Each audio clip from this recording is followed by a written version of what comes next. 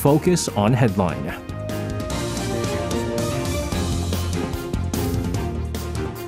All right, let's take a look at what major issues are making the headlines today on Focus on Headline. For this, joining us in the studio today, we have our reporters Han-dang and Son-mian. Guys, welcome back. Good evening. Hello. All right, we're going to start things off with what's been the top story all throughout this week here, the ongoing nationwide strike, this staged by the unionized truckers. It has already been a week since they began this strike, and as the walkout continues to cause massive logistics and supply disruptions, the truckers and the government again sitting down for talks, this for the second time here this week. They held the talks earlier this afternoon. Again, the consensus was that the two sides were going to have a very difficult time, closing the gaps in their differences here. But obviously, we could remain optimistic here. Tana, can you tell us how the talks went today? Well, as widely expected, there was no breakthrough. The meeting ended in just 40 minutes, only confirming their wide differences.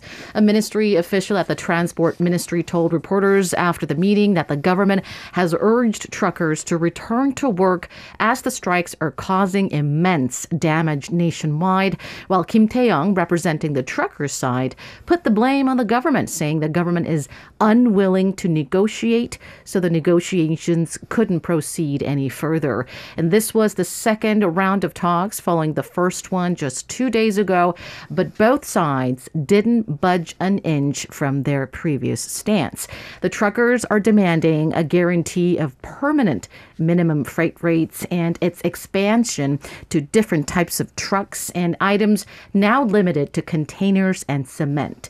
They're demanding application of the minimum freight rate system to items like automobiles and steel as well. The government, however, stuck to its stance that a 3-year extension of the minimum freight rate system is possible, but it's impossible to make it permanent or to expand it to other items.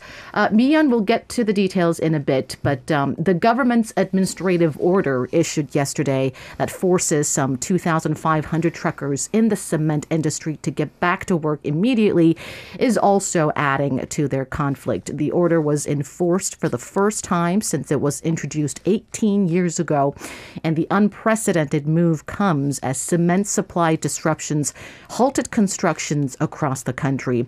It looks like we're in for a prolonged strike as the government is now mulling to expand the administrative order to other items as well. Yeah, and we knew that this was going to be a pretty fierce fight moving forward here. Who is going to step down first is the big question here. But Don, the logistics and supply disruptions, again, as we've been talking about, as the strike gets prolonged, every day it's just going to get worse and worse and worse. Again, we are now on the 7th day of the strike. How's the situation like now? Well, first of all, container movements at Korea's 12 major ports dropped to 37% of normal operations. According to the Transport Ministry, ports in Gwangyang and Ulsan saw severe service disruptions, while movements in Busan port were partially recovered from yesterday, but still, Busan Port is also seeing operation rates significantly lower than the normal levels. The cement industry particularly was hit hard with production of ready mixed concrete plunging to just 8% of normal levels. Only around 20,000 tons or 11% of the normal amount of cement are now being transported. Some 580 out of 985 construction sites were affected by cement supply disruption. That's nearly 60% of the nation's total number of construction sites. Oil refiners are also bracing for the worst case scenario, with some gas stations already reporting supply shortages. According to various reports, over 20 gas stations across the country have run out of gasoline and diesel or are experiencing supply disruptions as of 4 p.m. this afternoon. The Ministry of Trade, Industry and Energy said it's using all possible means to supply gasoline to those suffering shortages within 12 hours of their shortage calls. More information can be found on Opinet. That's opinet.co.kr. And I strongly recommend our listeners to get a check of the current situation, because especially if you're driving here around the capital, already we're hearing reports of more than a dozen gas stations here in Seoul alone reporting shortage of supply. Now, according to the government, some 7,000 truckers, or about 32% of the unionized members, are taking part in the strike, similar to the level seen during the past week.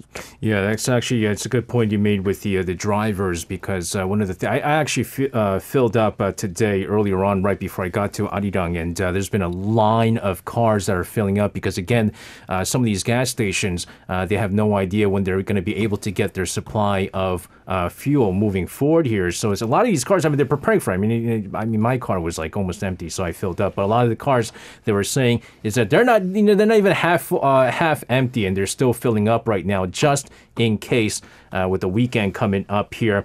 What we also heard yesterday, and we did expect this to happen, is President Yoon Suk-yeol issuing this return to work executive order for those refusing to transport goods in the cement sector. As Tan previously mentioned, this seems like right now this sector is where it's hit the worst right now, which is why the executive order has been pushed here. We could potentially see other executive orders in other sectors as well.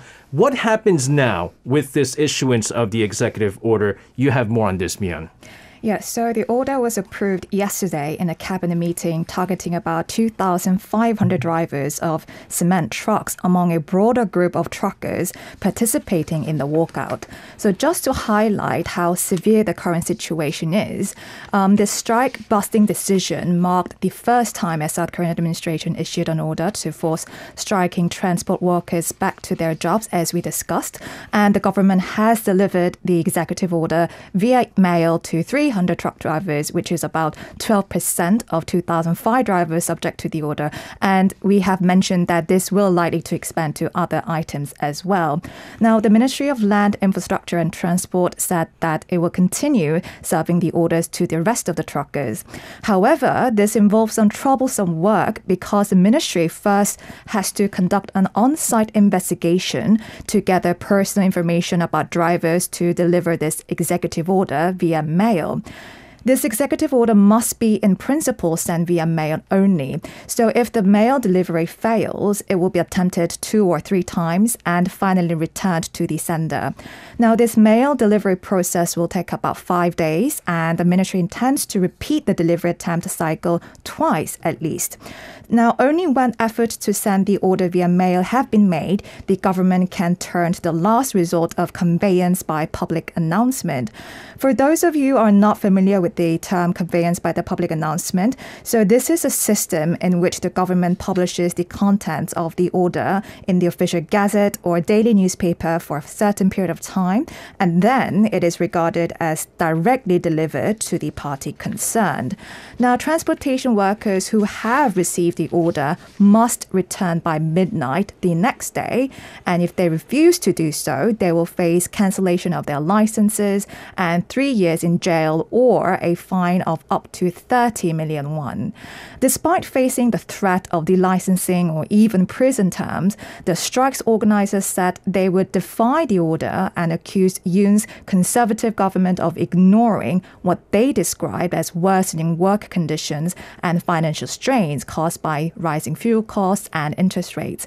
Now, it seems the strikers will not back down easily, and likewise, the government is firm on its stance that if transport operators and transport workers in the cement sector do not return to work without justifiable reasons, they will be subject to sanction prescribed by law. Yeah, and so there is a specific reason as to why they're actually sending by mail here, because initially what they said was they were going to issue this executive order either by text message or by Kakao Talk as well. But the loophole with that was they were saying they're probably going to turn off their phones, right? So that they can easily say, well, we didn't get it. Okay, so that's kind of like the loophole is if they didn't get it, then they haven't issued the executive order. And so they were saying like some of the strikers are saying, turn off your phones and things like that. Make sure you don't get this executive order. So when they do the mail system, you have to sign for it, right? But then the other thing is if you're not home or if nobody's home and no one signs for this, then you don't get it, which then, as Mian mentioned, the very last thing is they're going to, take it to the newspaper and there's the official announcement. And now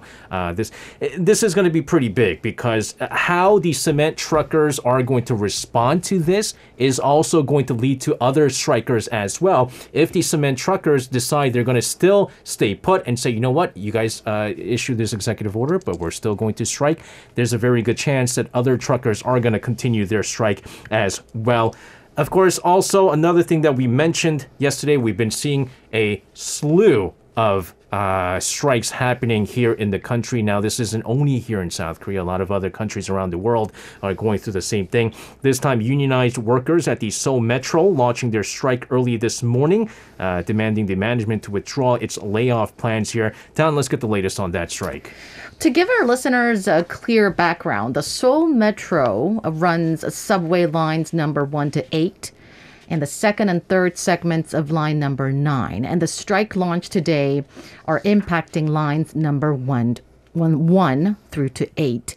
As the Seoul City injected over 13,000 workers to replace the participating unionized members, there was no massive chaos during the rush hours this morning. Citizens saw only about 5 to 10 minutes of delay for line number 1, while there were no particular service disruptions for line numbers 2 to 8. But less number of replacement workers were on duty in the afternoon, and so the subway operation rate was lowered to around 70% of normal levels in the afternoon, and that was also the case for the evening hours, and so we're expecting around 85% level during the evening rush hours, which is right about now to around 8 p.m., right? The Seoul City has also increased bus operations, providing additional services during the morning and evening rush hours to minimize the fallout. Workers and the management held talks for over 8 hours yesterday, but failed to meet halfway.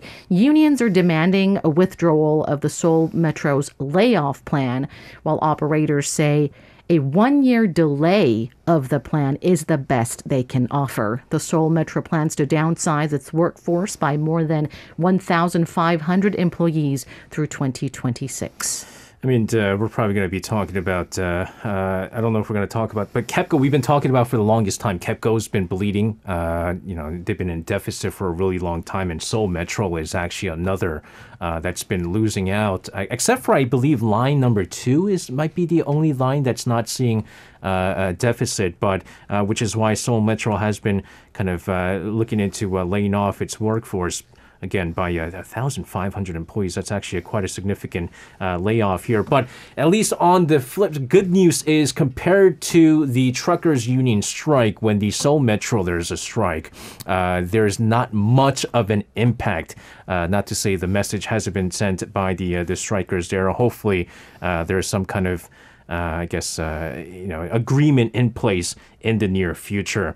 Let's talk about politics this time. This has been one of the big issues in the past month now. The main opposition Democratic Party of Korea yet again pushing strongly for the dismissal of the Interior and Safety Minister Lee Sang-min over the 1029 Itaewon tragedy. How did the discussion to submit a motion to the parliament seeking the dismissal go today by the DPS? Mian, you have more on this. Yes, so during the meeting this morning, the Democratic Party briefed its party's lawmakers on a plan regarding the motion calling for the sacking of Minister Lee and passed the motion during the party's high-level strategic meeting today. Now, the motion, however, is not legally binding and President Yoon has no obligation to act on the motion, but the Democratic Party has threatened to impeach Minister Lee if President Yoon exercises his veto power. But even if lawmakers decide to pass an impeachment motion, for example, there is no guarantee that Minister Lee would be removed from office. If the Democratic Party was to push the impeachment motion and this is passed by the National Assembly, the case is then referred to the Constitutional Court for a final decision. Now, in response, the opposition opposition party, the People Power Party, is considering boycotting the assembly probe in protest against what it says is unacceptable demand from the Democratic Party over the Itaewon tragedy, where the Democratic Party's move is a political maneuvering. To some extent, it is very pity to see both parties stand against each other so firmly when both parties should join efforts to discover what went wrong with the country's disasters prevention and safety system. Now, meanwhile, Minister Lee said during the meeting of the Central Disaster and Safety Countermeasures Headquarters that a dedicated task force to support the establishment of the Bereaved Family Council and commemorative projects will take place accordingly. Many experts have pointed out that the public will become infuriated further if the ruling and opposition camps continue to engage in a blame game over the case on the dismissal of Minister Lee without making genuine efforts to establish a better disaster prevention and response system. Yeah, just a quick correction. I think you meant the ruling party, People Power Party there. But this has been the big criticism by the people, right? And something that we talked about with Professor Knowles yesterday on our issue now is that while this joint parliamentary investigative committee, it's aimed at trying to find an answer to what happened in Itaewon just over a month ago. This has become more of a political rift between the two. But I mean, it is interesting though, because again, like you said, President Yoon actually has no obligation to act on the motion, and so the consensus is that because they've known each other before, they went to the same school and things like that, and so they're saying, well, President Yoon is probably going to protect them as much as possible, but on the flip side, it's also going to impact his approval rating and the party's approval rating, and so are the PPP able to kind of take in this criticism by the public and not removing Lee Sang-min from office here. But again, the biggest tragedy out of this is the fact that there is no answer coming out. There is no proper investigation coming out, and just political rift and just back and forth of just political fighting that's going on. And it really is unfortunate here. The government also unveiling a roadmap, this to lower South Korea's relatively high rate of serious industrial accidents today. This aiming to lower the figure to levels of the OECD average. Talon, give us some of the key points there. Sure. So the big framework is this: to shift the focus of the workplace safety policy from the current restriction and punishment-centered policy to a one that's centered on self-regulation and prevention. So what this means is that if previous measures placed more importance on punishing those responsible after the accidents occurred, the new measures will focus on preventing fatal accidents by inducing voluntary safety checkups. And in order to realize this, the roadmap lays out 14 core tasks that include establishing a preventive system based on risk assessments, expanding support for small and mid-sized firms as well as risk-prone industries, and raising awareness in safety issues among workers. Now, the key point here is the risk assessment. Based on the government's new guidelines, the labor and the management together will be obligated to find and improve hazardous risks to create their own safety regulatory system. So when serious accidents occur, the government will consider these prevention efforts in assessing their accountability, and such efforts will be taken into account in the process of investigation or a trial if an accident occurs. So they're hoping these kind of measures will induce more voluntary efforts to create their own safety regulatory system. And the government plans to amend related laws as well, including the Serious Accidents Punishment Act accordingly.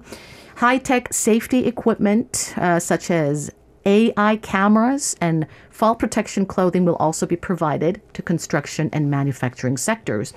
The government will also expand the mandatory establishment of an occupational safety committee with workers' participation from companies with 100 or more employees to companies with 30 or more employees.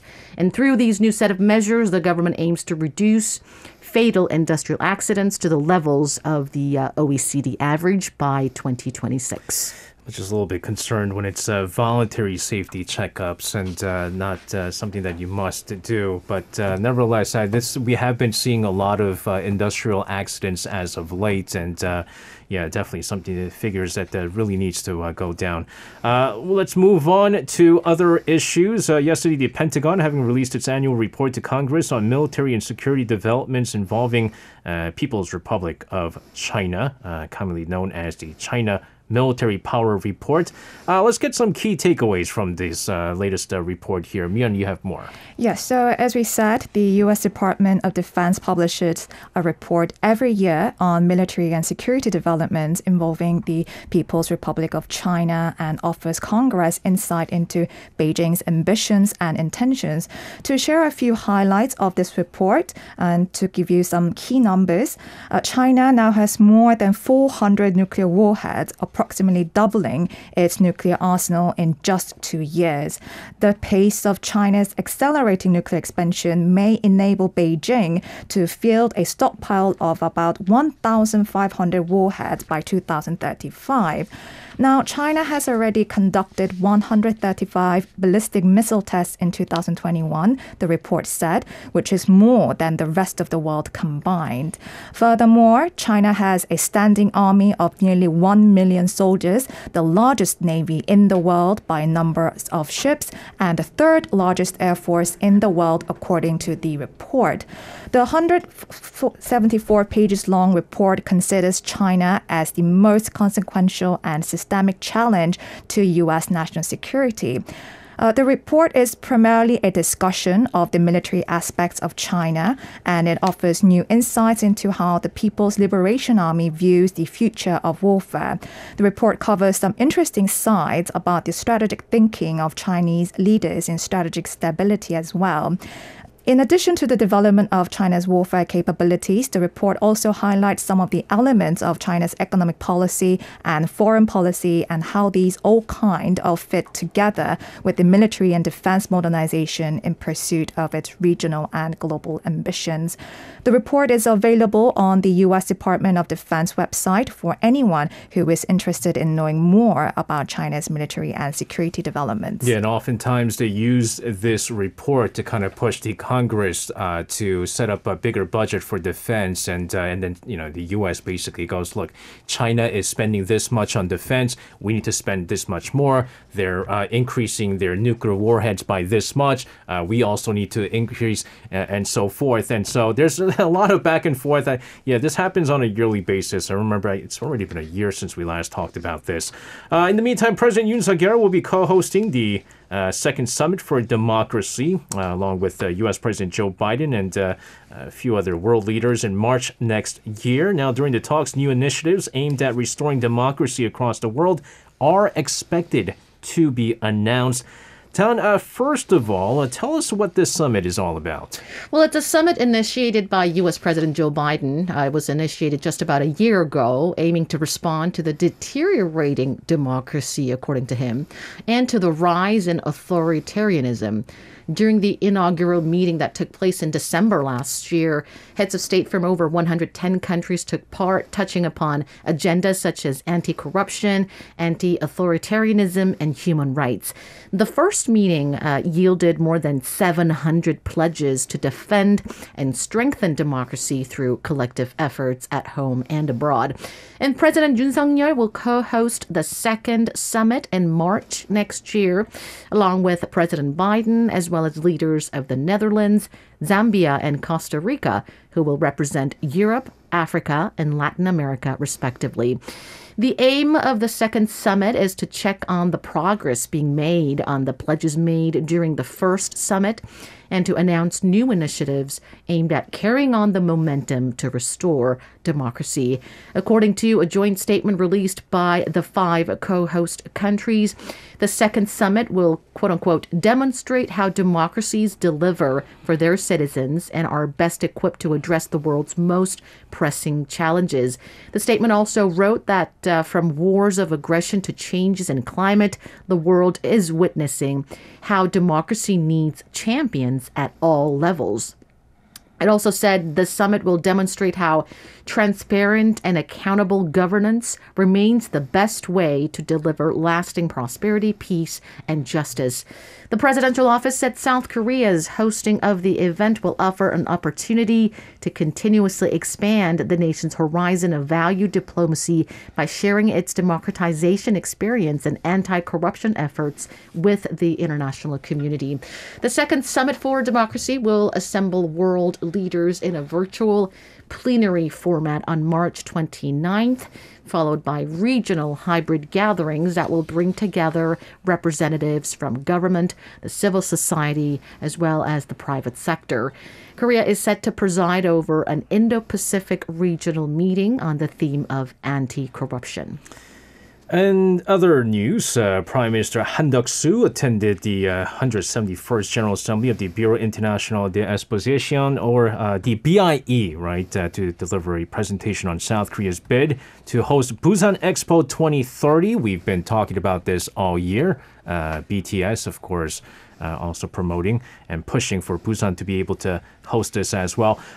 Mia, tell us more about the Prime Minister's efforts to add support to the expo during his trip to Europe there. Yes, so Prime Minister Han delivered a presentation on South Korea's bid to host the expo at the 171st General Assembly of the BIE, which is an intergovernmental body in charge of overseeing the expo in Paris, and appealed to members of the BIE to promote hosting the 2030 World Expo in Busan.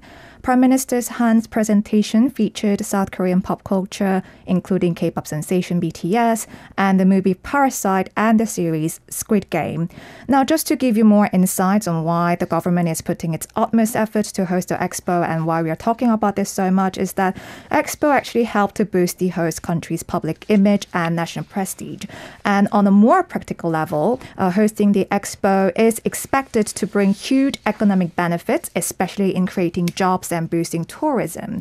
South Korea estimates that hosting the 2030 World Expo will generate a massive 661 trillion won and create 500,000 jobs.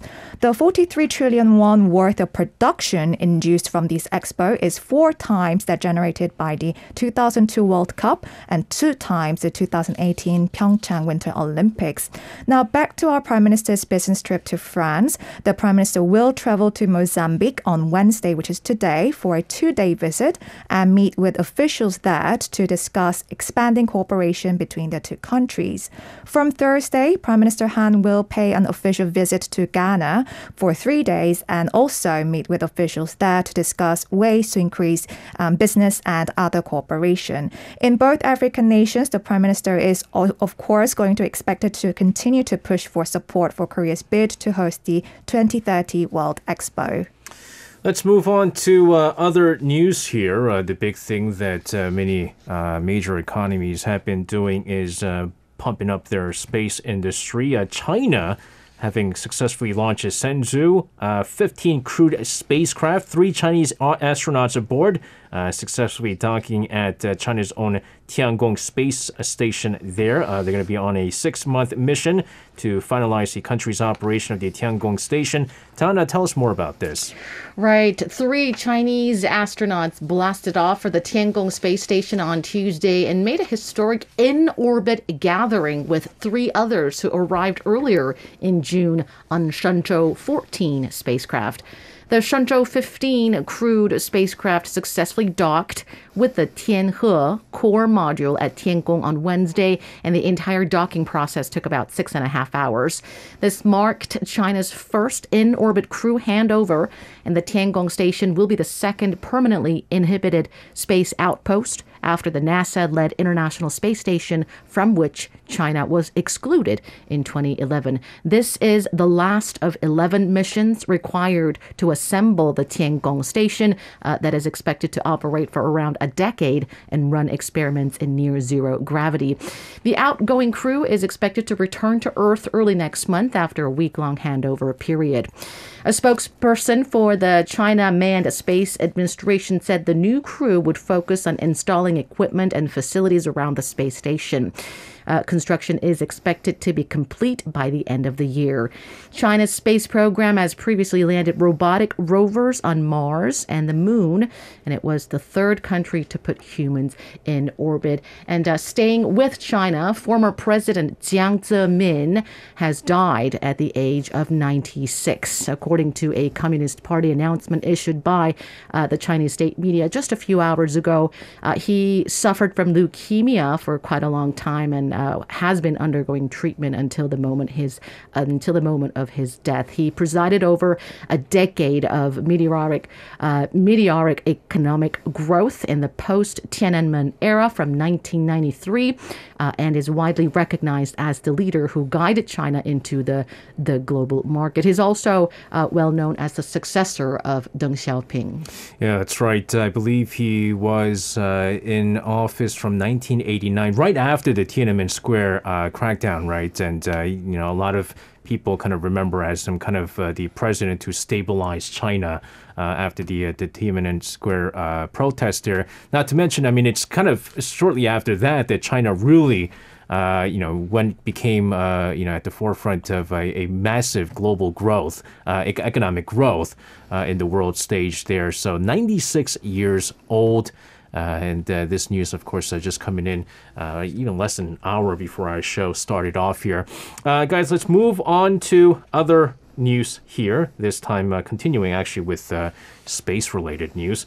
A Japanese company called iSpace is getting ready to launch its first spacecraft funded and built by a private firm to land on the moon. This was scheduled to at Korea time, 5:39 p.m., so just right before our show kicked off here. Mian, do we have any updates on this?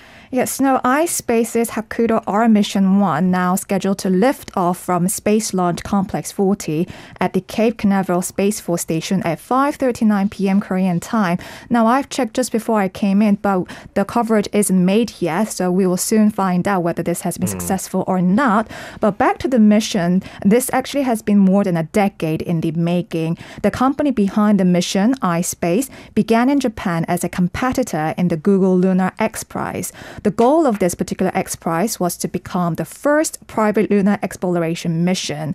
iSpace decided to call the mission Hakuto, which means white rabbit in Japanese.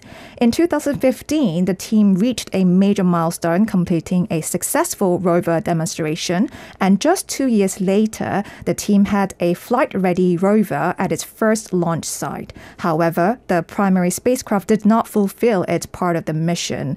And then in 2018, the mission was revived as Hakuto R, and the R standing for reboot. It will consist of a series of missions to the lunar surface, and once it arrives at the moon, it will spend about 2 weeks in orbit, with each circle around the moon taking it closer to the surface.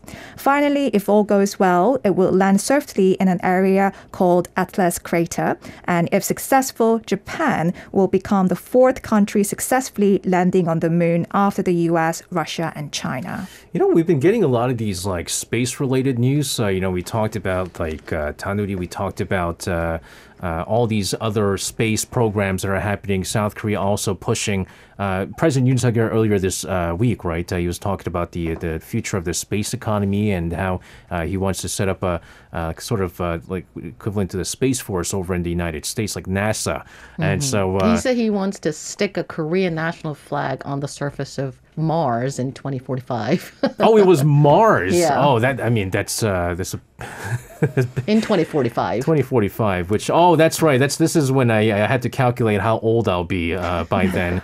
And it was also because something like 100th anniversary of the liberation of Korea was what he was trying to mark there. But it's over the past year or so, there's just been so much push for the space program. Not just Japan. We talked about China just now. South Korea has been aiming for that. The United States has been kind of going for that for the longest time. And over in the United States, they're going a different route where they're talking about space tourism is what they're talking about here. Polina Maldonado saying, I'm loving all this news about space. Well, we might be hearing more about space news moving forward here. But nevertheless, guys, thank you as always for your reports today. As always, please stay safe and we'll see you guys again. Thank you. Thank you. You can listen to Korea Now with me, SJ Lee, by downloading the Arirang Radio application or tune in online by visiting www.arirangradio.com. So make sure you tune in Mondays through Fridays, 6 p.m. to 8 p.m. Korea time.